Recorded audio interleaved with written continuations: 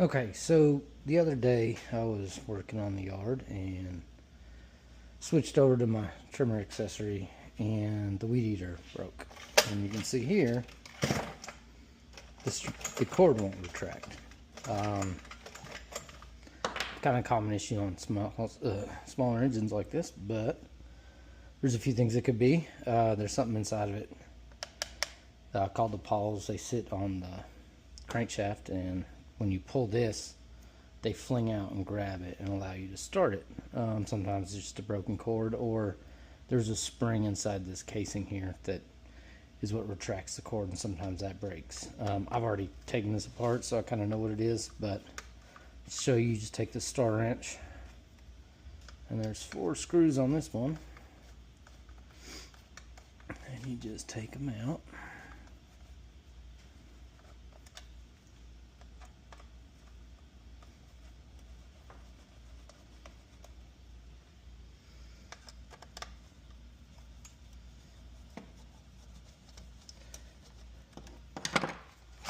And this pops off, and that already retracted, so we know it's not the spring.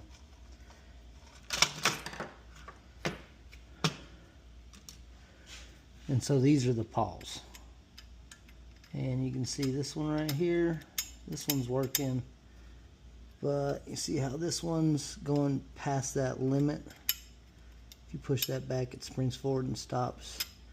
The little retention pin on this plastic pawl broke, so that needs to be replaced. So we'll have to take that nut off, pull this off, and put a new pawl assembly on it.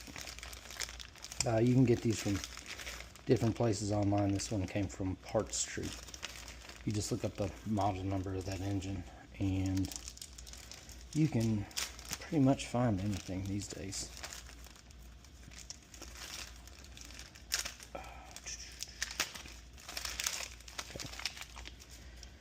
So it looks like, yeah, so you see how when I'm trying to take this off of this, it's just going to free spin the whole crankshaft and turn the engine over.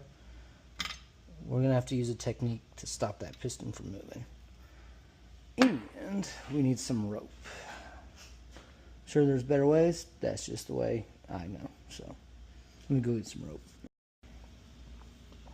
Okay, so I've got everything we need. I've already popped the spark plug boot off. You're going to have to remove the spark plug to do this. Some of these are different sizes. This one is a 5/8. This is a special spark plug socket. It's just a deep socket that has a boot. And to loosen it, you'll go counterclockwise.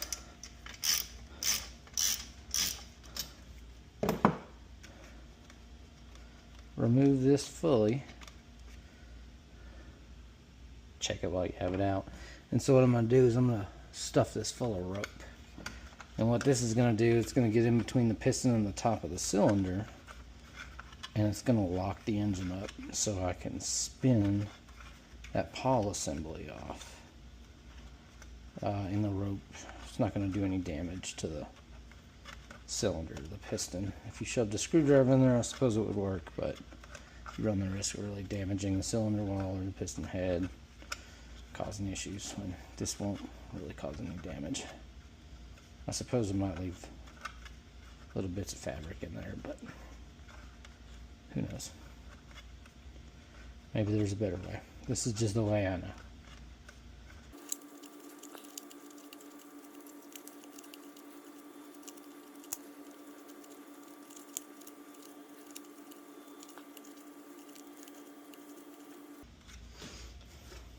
Okay, so you can see that cordage is pretty well shoved in there. That should be packing up that cylinder tight enough to do what we need to do.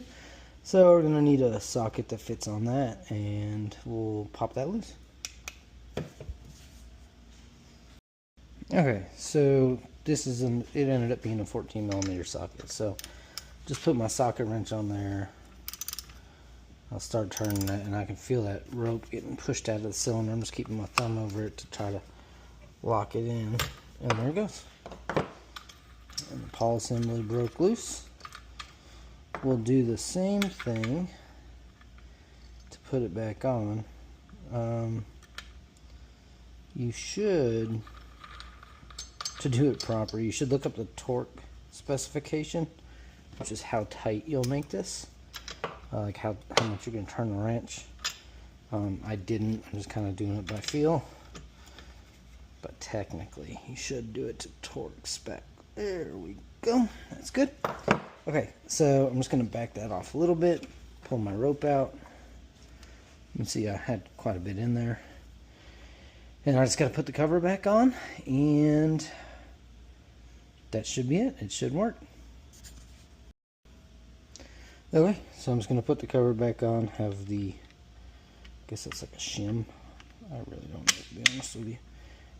I push these forward first so I can line them up with the holes. And these don't always go back on 100% tight and flush. Sometimes you have to kind of pull it to get the internals to line up, just like that.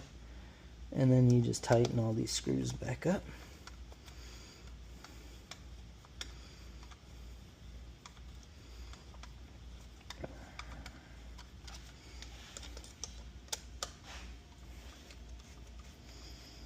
The parts really aren't that expensive. I think I paid, I don't know, 20 bucks for the pawl assembly, this piece right here.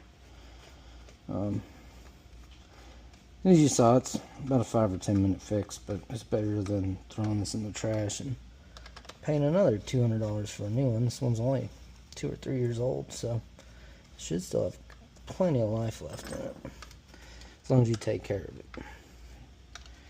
Just got to change the air filter in this, change the spark plug. It's a 2-stroke, so there's no crankcase oil or anything like that to worry about. Okay, so that's back on. Let's put the spark plug back in. Don't over tighten these either. They'll be very hard to get out in the future. You just need them to seat on there pretty good. Go hand tight. Switch this back to this socket.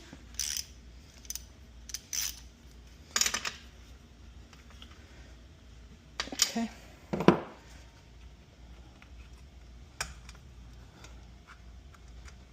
Alright, we'll test it out. Okay, it should just start up. Give it a few pulls here. Prime it. Choke.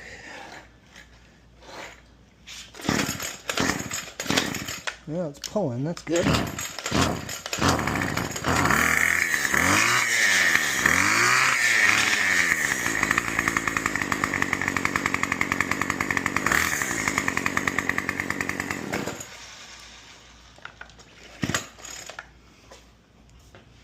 Cool.